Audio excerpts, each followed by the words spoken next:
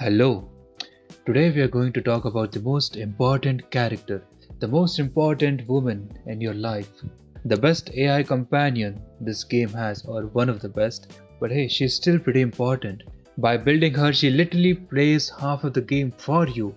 That's why in this video we're going to see what's going to be the main DPS build for Rebecca. And for those who want to have Rebecca as their AI companion, we're going to see the best build for that. We're going to see the best gold wedges endgame build and how to make her farming that's a typo faster, best team and best Giniemon, and of course we are going to give her the Moo Moo Milk Rating at the end to see how valuable she is. Okay, this is going to be her main DPS build. For her main DPS build, it's pretty much the same as AFK build that we're going to see. The only difference is the weapons that she's going to use, but the Demon Wedges will stay the same. So for Demon Wedges, she's going to use these things. The one slot here is for the Wings Inspo. Now there are going to be two types of players. First, like me, who have only purple Demon Wedges, and second, the ones that are like maxed out with gold Demon Wedges. Alright. So if you are like me who has only purple Demon Wedges, this build is going to be the best for you. Now imagine this has purple, it's still the best thing if it's purple. The only thing that you need is this thing. I feel like this is the most important Demon Wedge in the game, and having a gold version of this is going to be really important. Now some of you guys might be wondering, why am I using uplift here? You should just give it to one of your AI companions. Instead you can just use morale, but that's not gonna work because for this character for some reason morale just doesn't boost the damage. I don't know why it does that, but it just doesn't, and that's why I'm using uplift. So you might say, well, why don't you just use another inspo or another volition? Well, because if this thing is purple, it's giving you 75% attack, 75% HP and 75% defense, along with the 11% damage bonus that you're getting. If I replace that with 48% attack, I'm just going to do less damage. And also replacing that whole thing with just 24% skill damage is going to be even more worse. My damage is going to be even worse if I replace my uplift with volition or inspo. Even if this thing was purple, I would still keep it, and that's why I said this is the best build that you can have for her, assuming that all of your Demon Wedges are purple. The only exception is this gold Demon Wedge. As I said, this is the most important Demon Wedge that you need to have on this character. This thing literally, if I include this thing literally increases my max sanity to 345 and my skill efficiency to 138. And this is not even max level, this is just level 8. All of them purple, the only gold thing that you need is this thing. And for the weapons, you're gonna use her signature weapon, Siren's Kiss. That's a weapon name. This basically, all you have to know about it is that when you're using Rebecca, like manually using Rebecca as a main DPS, you just need to attack with this weapon. If you don't attack with this weapon, you are not going to get the effect. Now I have seen a lot of guys running this thing, which gives skill damage, and I have to say this thing is not even that good when compared to this. It gives an insane 60% damage, but instead people want to use this 24% skill damage. If you don't believe me, you can do it. This pistol just gives more damage. It's gonna boost your damage even more than this thing can. This is way more impactful than having skill 24% skill damage. So I have tested both of them, and this thing just did more damage. That's why I'm using this. These Demon Wedge along with Inspo, the blue ring, is going to be the best build for her, and the Siren's Kiss and the 60% attack giving gun is going to be the best loadout for her. AI Rebecca, you're gonna basically use the same build, but this time you're gonna use, you can only use one weapon, so the only weapon that you're going to use is this thing. Now sometimes AI companions don't do normal attacks that often, so if that's the case, that's happening with you, you can just use the sword that gives 60% attack. And also there is one more thing.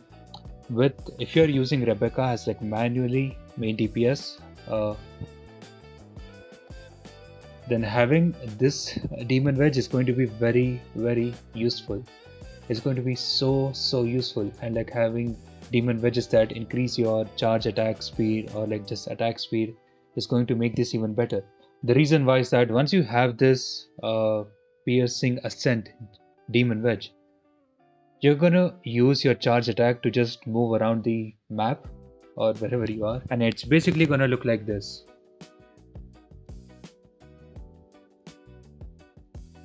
Yep.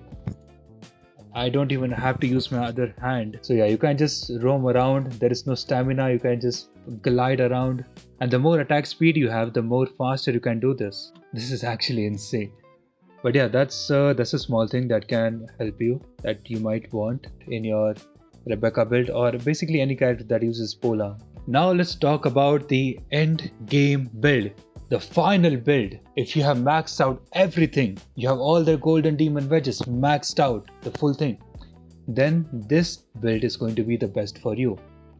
1 Frosty Torrent, 1 Typhoon's Prime, 1 Griffin's Sea Wave, and 2 Volition and 2 Inspo. This build is going to be the best build that you can have, assuming that you have the golden demon wedges, all these, and of course the best demon wedge in the game. No one's gonna beat that. You need that as well. So yeah, 7 plus 1, that's 8. This is going to be the best build for her. Okay, now there are some tips that you can use to make your farming faster. There is no typo this time, that's good. So the first thing you will need is Margie, not as your AI companion, but you're going to become Margie, and Rebecca is going to be your AI companion. Something like this. You know, you're gonna get on whenever you want to farm something. Let's say you want to farm like defense missions for Lunar Memento, or you want to farm like character ascension materials, or you want to farm like secret letter clues from exploration. Then all you have to do is get on Margie, summon your Rebecca, and also I summon Psyche along with her, because that's how I usually farm, and just let them do everything they want. This is the fastest way because Margie will give 45% attack to your Rebecca and Margie, which is going to make your farming faster. And also you're going to have Serenity on your Margie so that your Rebecca and Psyche can gain 10 sanity per 3 seconds. And no, you cannot use uplift. Okay, uplift doesn't stack. If your Rebecca has uplift and you as Margie has uplift, they don't stack at all. So having uplift on Rebecca is the best thing. That's literally the best build for her. And having Serenity for Margie is going to just make it such that your companions have sanity. The second thing, of course, we need Serenity. And the third thing that we need is a good second AI companion for farming. For me, it's usually Psyche, because she's the most built character in my account, so she does a lot of damage. I also have the feeling that Sybil might also be pretty good for farming because of her AoE and summon, but I usually use Rebecca and Psyche because, you know, Rebecca does the whole AoE damage, Psyche just deletes a tanky enemy. So yeah, that's my farming team right there. So yeah, these are the 3 things that you can do to make your farming faster.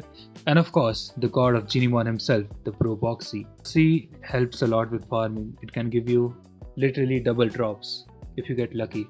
Okay, I should probably stop using this image.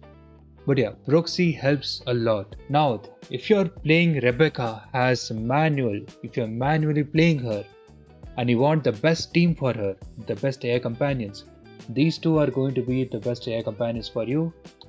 She gives attack percentage. How much does she give? 85% attack. That's how much attack she gives to your Rebecca if you use her as your AI companion. And for your second AI companion, you can just use Tablet. She gives like skill damage bonus. I'm pretty sure it's like around 50 skill damage or something, which is pretty good. So yeah, this team has to be the best for her. So yeah, if you want to play hyper carry Rebecca, this team is these 2 AI companions are going to be really good for you. Okay, now when it comes to the best Digimon, there's no doubt that, yeah, sure man, this thing is going to be the best for her, yeah sure, but I don't have that because I didn't spend any money. The second best is going to be this guy. Or you know what, I would actually say that these 2 are probably equal, but maybe this guy is a slightly better. So yeah, if you have this Giniemon, you can max him out. I don't have the shiny version of this. The shiny version has 4 slots, but I don't have any shiny version, so I'm just gonna wait till I get that. But yeah, if you have the shiny version, and if you have 3 copies of this Giniemon, you can max him out. You can unlock the slots, and in the slots you can, and in the traits you can add things like, and for the traits you can add things like 24 attack percentage, right? So you can do that for every single slot. I'm using this as an example, don't use this please. So yeah, you can use 24% attack here, 24% attack here, 24 here, 24 here. The total comes out to be how much? 96% attack. So yeah, 96% attack along with the things that this guy gives is pretty much a maxed out 5-star Demon Wedge. So yeah, that's why Giniemon is going to be important for you. And of course, if you don't have that, you can use triplet. So yeah, those are my Giniemon rankings. This one first, this one second, this one third. But again, if you want to farm, using proxy is going to be the best thing for you. And now we'll see how to play her. Now if you want to actually play her, like play as Rebecca, all you have to do is spawn your jellyfishes. And they will do their own thing, they will do their damage, that's good. But for her ultimate, I will have to show this to you.